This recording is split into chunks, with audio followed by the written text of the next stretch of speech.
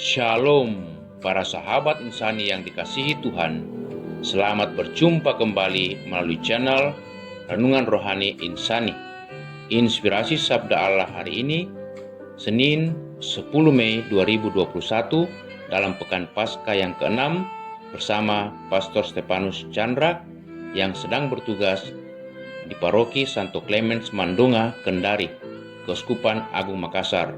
Selamat mendengarkan.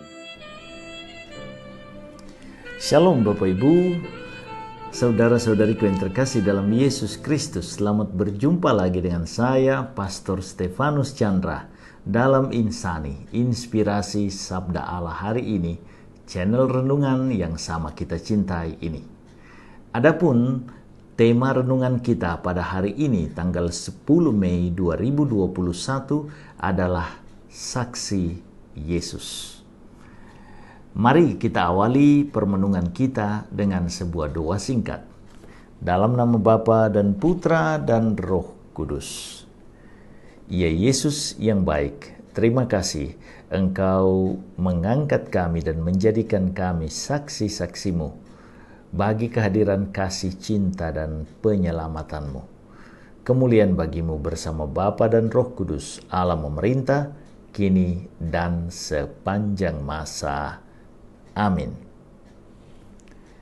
Bapak Ibu, saudara-saudariku yang terkasih dalam Yesus Kristus, perikop pembacaan Injil yang akan kita jadikan patokan permenungan kita bersama pada hari ini diambil dari Injil Yohanes pasal 15 ayat 26 sampai dengan pasal 16 ayat 4a. Mari kita bacakan bersama-sama. Jikalau penghibur yang akan kuutus dari Bapa datang, yaitu roh kebenaran yang keluar dari Bapa, ia akan bersaksi tentang aku. Tetapi kamu juga harus bersaksi, karena kamu dari semula bersama-sama dengan aku. Semuanya ini kukatakan kepadamu, supaya kamu jangan kecewa dan menolak aku. Kamu akan dikucilkan, bahkan akan datang saatnya bahwa setiap orang yang membunuh kamu akan menyangka bahwa ia berbuat bakti bagi Allah. Mereka akan berbuat demikian karena mereka tidak mengenal baik Bapa maupun aku.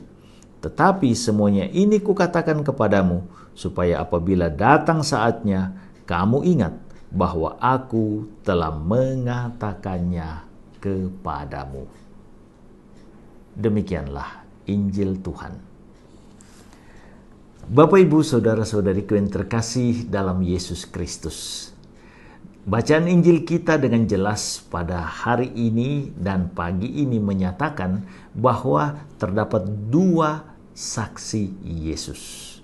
Kita tahu bersama bahwa saksi yang diambil dalam sebuah persidangan atau dalam situasi apapun adalah orang yang mengenal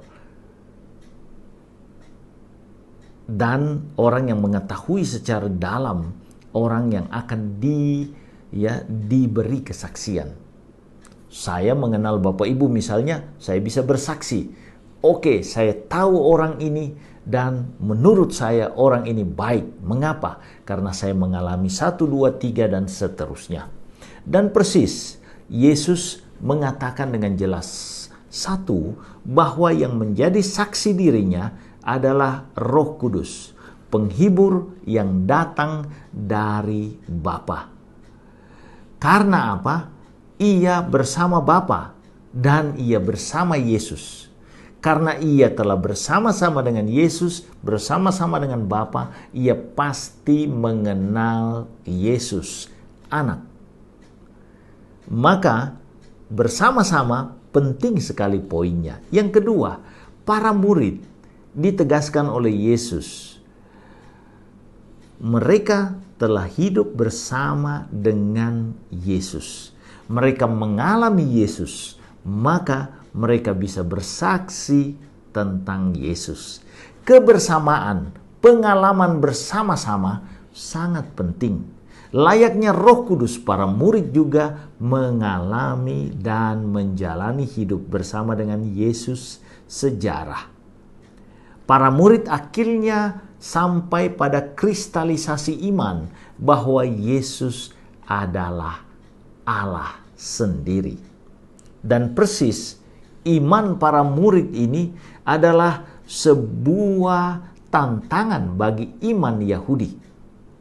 Karena iman Yahudi dengan tegas dan jelas menganggap Allah itu adalah Allah yang mengatasi, jauh di atas, tidak terjangkau, dan tidak mungkin ada bersama-sama dengan manusia. Ini pikiran orang Yahudi. Tetapi Allah dalam Yesus Kristus adalah Allah yang memilih merendahkan diri dan tidak mempertahankan keagungannya. Para murid jelas sejak awal diingatkan oleh Yesus mereka akan dianggap sesat dan ditentang oleh semua orang. Dan itu betul. Sejak Kisah Para Rasul 8 ditegaskan kepada kita bahwa terjadi penganiayaan begitu besar. Awalnya mulai dari orang Yahudi dan kemudian terjadi tentara Romawi pun menentang para murid. Mengapa? Karena iman Kristiani yang mengagungkan Yesus Kristus sebagai Allah melawan ajaran orang-orang Romawi yang menganggap kaisar sebagai kehadiran Allah di dunia.